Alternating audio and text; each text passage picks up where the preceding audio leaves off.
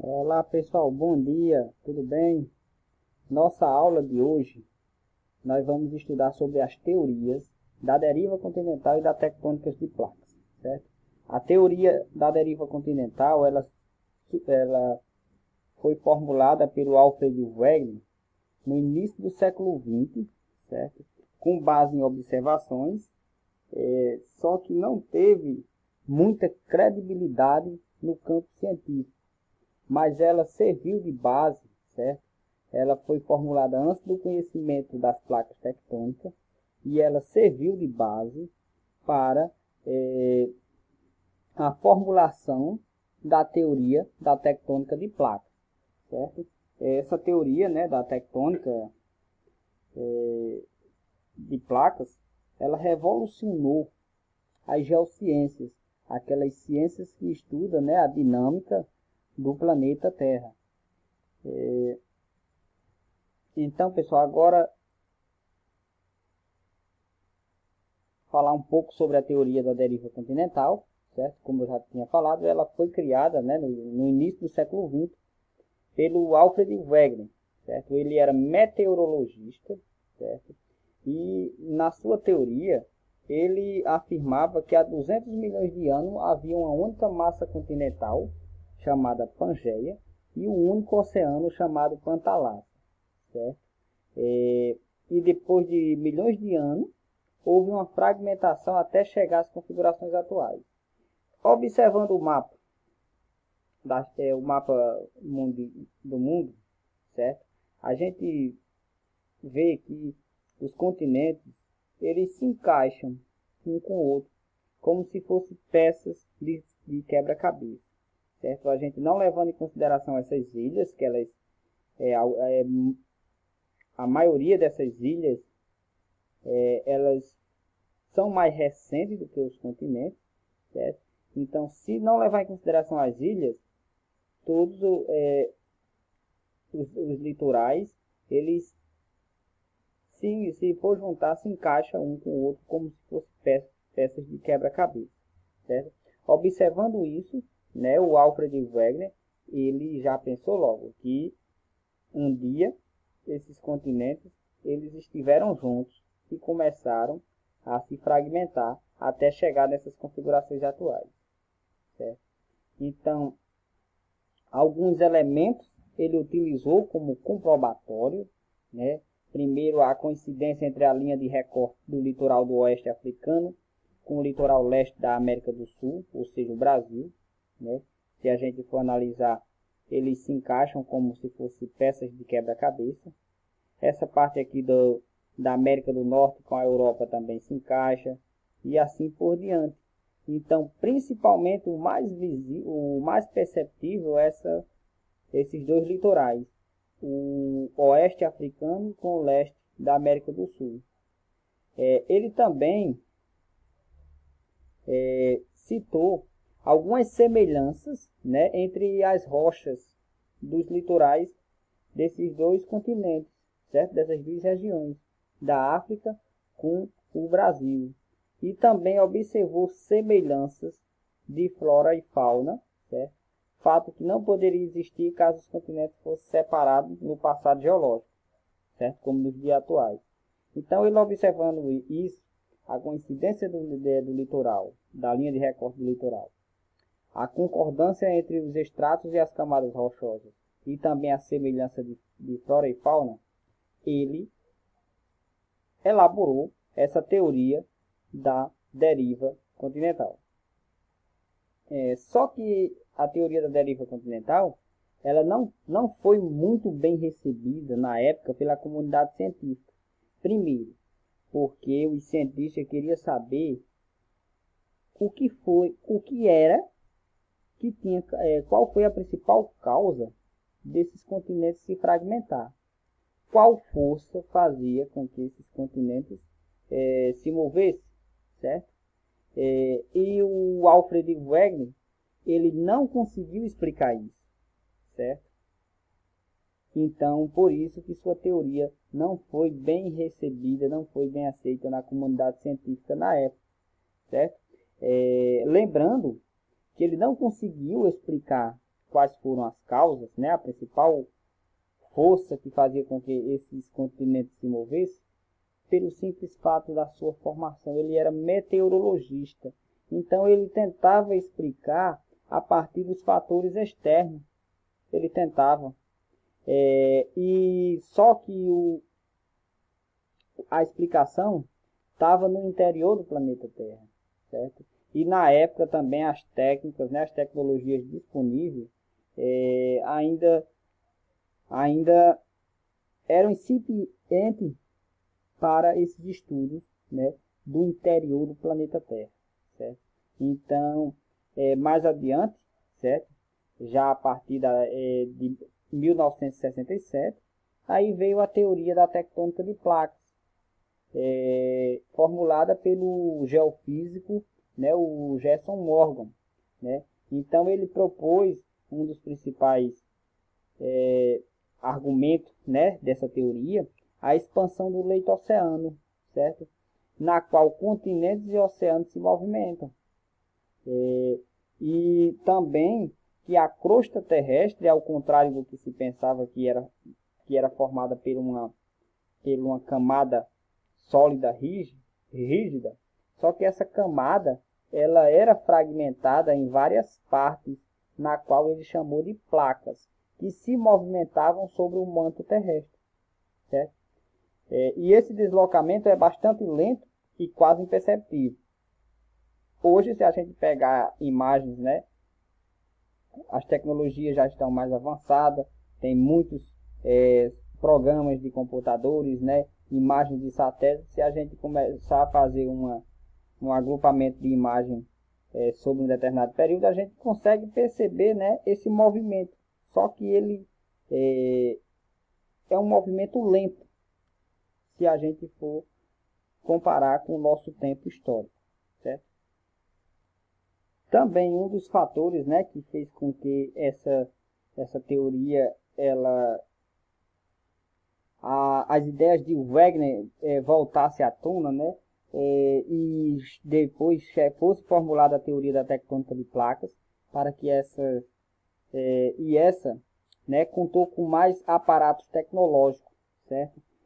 E um dos fatos interessantes, principalmente durante a Segunda Guerra Mundial, certo? A necessidade, né? A necessidade dos submarinos de se movimentar, né, pelos oceanos, né? E eles começaram a identificar obstáculos no fundo do oceano, certo? Então, a partir daí, começou a ser produzido mapas, né? Fazer mapeamento do fundo do oceano, certo? E começaram a estudar, certo? E a partir do final dos anos de 1940, algumas expedições oceânicas, principalmente conduzidas por pesquisadores da Universidade de Colômbia e Princeton dos Estados Unidos, elas continuaram esse trabalho de mapeamento do assoalho oceânico, certo? E com isso, né, permitiram com que identificassem grandes cadeias de montanhas que estavam submersas no oceano, certo? E a partir de aí começaram a estudar cada vez mais, certo? E com o aperfeiçoamento das técnicas, certo? Começaram a identificar que o oceano ele estava em expansão. Aqui uma imagem aqui que você vai mostrar para entender o que seria a expansão do leito oceânico, porque na medida que uma placa vai se afastando da outra, certo? O oceano ele vai aumentando, certo? A sua área. Então esses movimentos hoje podem ser comprovados por novos estudos e novas técnicas de pesquisa avançada, certo? Hoje, como eu falei, utilizando satélites, equipamentos com raio laser capazes de medir com precisão o deslocamento dessas placas tectônicas. E ao identificar, certo, que esse assoalho oceânico ele estava se movimentando, certo? Aí vai um pouco ver que o termo deriva continental, como foi proposto por Wegener, não se aplicava a esses fatores, certo? Então, por isso, o nome da teoria, né, ficou conhecido como tectônica de placas, certo?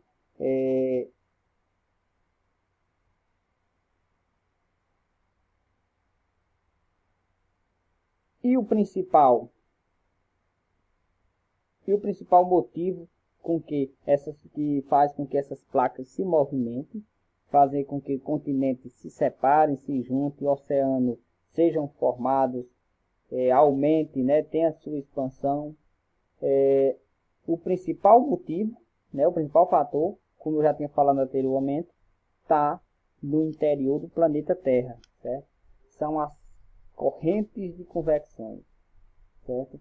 Então, as correntes de convecção que existem no interior, né, do planeta, né, transportando energia, né, calor lá do núcleo, certo? Transportando calor, o núcleo mais quente transporta calor para essas camadas mais superiores, certo?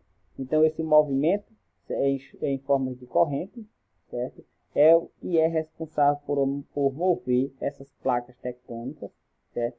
Fazendo com que continentes sejam separados, oceanos formados, continentes sejam juntos, agrupados novamente e assim por diante. De acordo com a teoria, né, da tectônica de placas, né, a crosta terrestre ela é fragmentada, né, em pedaços que eles chamam de placas tectônicas, certo? E os limites entre essas placas, existem três tipos de limites, certo? É nos limites entre as placas que se encontra a mais intensa atividade geológica do planeta, ou seja, vulcões ativos, falhas, abalos sísmicos, terremotos frequentes, certo? Soerguimento de cadeias de montanha, formação e destruição de placas, entre outros, certo? Então, existem três tipos de limites de placas tectônicas, certo? Primeiro, certo, que eu vou mostrar para vocês, são os limites convergentes. Convergente, né, o termo, né, eles se convergem, né? Então, são aqueles em que duas placas, elas se encontram, duas placas tectônicas, certo? Certo? Pode ser entre duas bordas de placas tectônicas continentais, certo? Que vai ser responsável pelo soerguimento de montanhas, certo? Como por exemplo aqui a Cordilheira do Himalaia, certo? São duas placas continentais que estão se encontrando. Pode acontecer duas placas oceânicas também se colidirem e aí vão formar fossas, né, que são aquelas áreas mais profundas do oceano, e também ilhas vulcânicas. E também pode ocorrer um encontro entre uma placa oceânica e uma continental, certo? Como por exemplo aqui a Cordilheira dos Andes, né, da origem à Cordilheira dos Andes, porque a continental ela sobe, certo?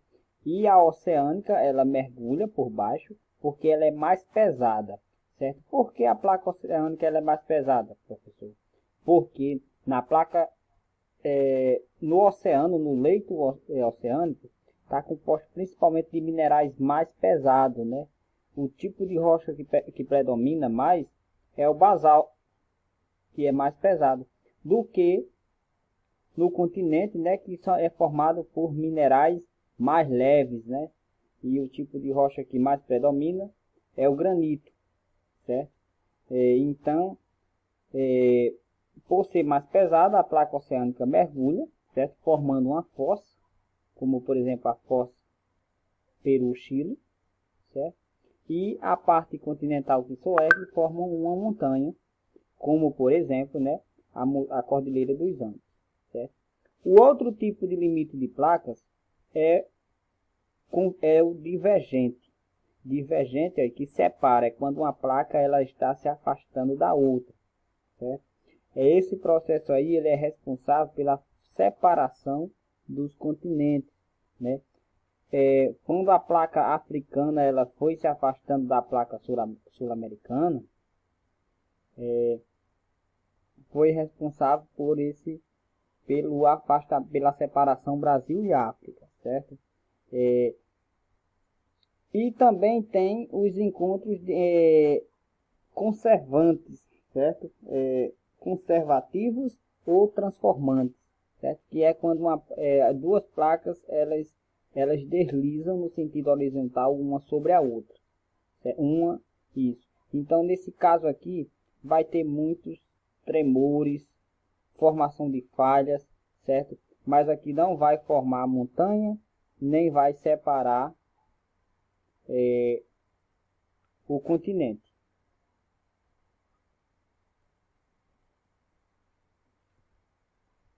Nos limites de placas divergentes, né, vai formar cadeias oceânicas e também quando as placas estão se separando, né?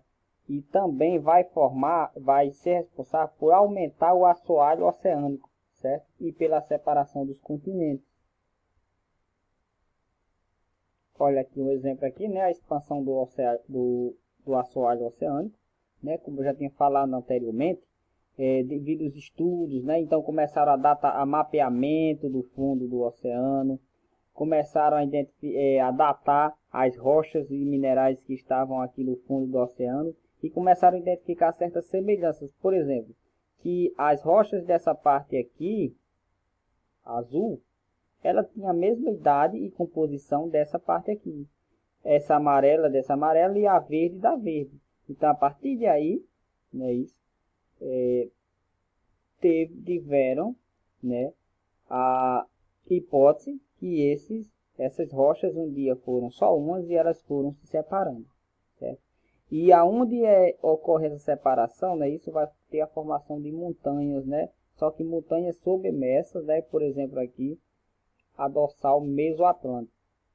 Então, entre o Brasil e a África, tem uma grande cadeia de montanhas submersas. Isso acontece por quê? Porque toda vez quando vai se afastando uma placa da outra, é isso que ocorre o processo de vulcanismo. Então, o magma vai se consolidando, formando uma rocha, cada vez mais aumentando e formando verdadeiras cadeias de montanhas.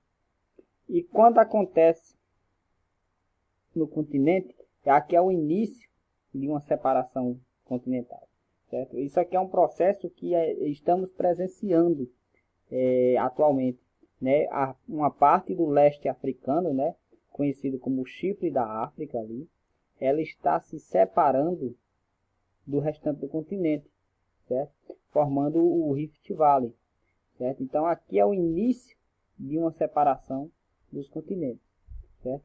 E é um acontecimento geológico que está acontecendo hoje, no presente, a gente estamos presenciando isso.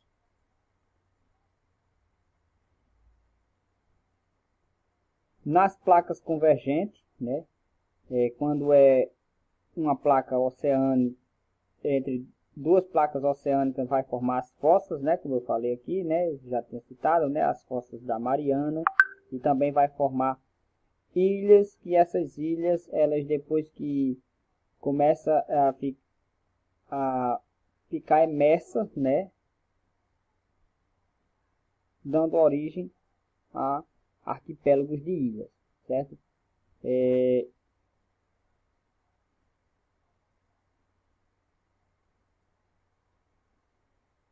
Sobre o oceano também, né, entre duas placas oceânicas também vai formar fossas, certo? E os arquipélagos de ilha, né? Como por exemplo aqui a gente pode citar o exemplo da fossa das Marianas, né? De um lado, né? E aonde está tendo a atividade vulcânica, né? Formando ilhas, certo? Por isso que o Japão tem muitos terremotos, né? Porque o Japão está no limite lá de placas tectônicas. 3 placas tectônicas faz limite com o Japão.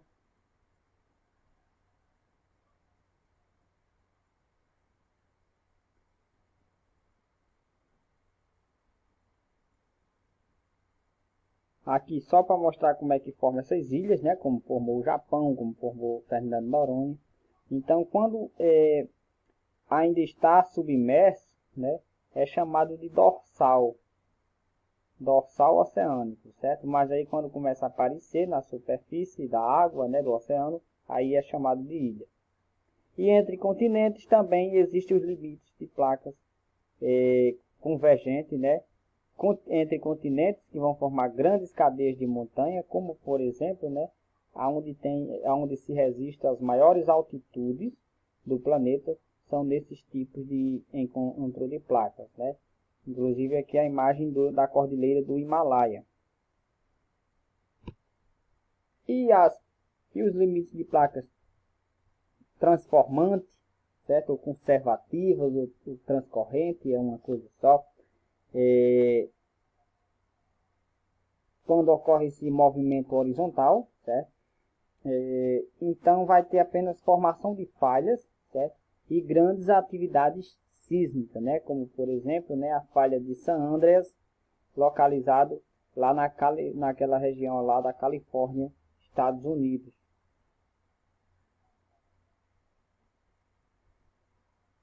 O último megacontinente, né, Pangeia, certo? Aquele que foi idealizado por Wegener, certo? Mas só que antes da Pangeia, outros continentes se juntaram para formar a Pangeia, certo? A teoria da deriva continental partia da Pangeia, né? Pangeia era um único continente com um único oceano, o Pantalassa, né? E começou a se fragmentar. Só que a tectônica de placas, né, foi além de Pangeia e descobriu que antes de Pangeia existiram outros megacontinentes que se separaram, formaram outro megacontinente de novo, foram se separando até formar a Pangeia, certo? Então, Pangeia é o último megacontinente, certo? Outros megacontinentes, né? Por exemplo, Rodinia, há aproximadamente 900 milhões de anos que esse megacontinente existiu, e quando ocorreu a junção desse megacontinente, foi responsável por grandes cadeias de montanhas, megacontinentes, né, que foram submersos, né, deixaram de existir, como por exemplo Atlantis, Lemúria, certo, e Mu, certo, foram continentes que, em virtude do encontro o choque com outras placas tectônicas, esses continentes eles foram submergindo, né, descendo até chegar ao manto, né, e ter aquele processo de reciclagem, né. E, pessoal, para finalizar, certo, saudações para vocês, e que o estudo, né, da tectônica de placas, né, é muito importante nos dias atuais, principalmente para a gente entender esses fenômenos que ocorrem, né, como vulcões, terremotos, entre outros, certo? Então até a próxima aula.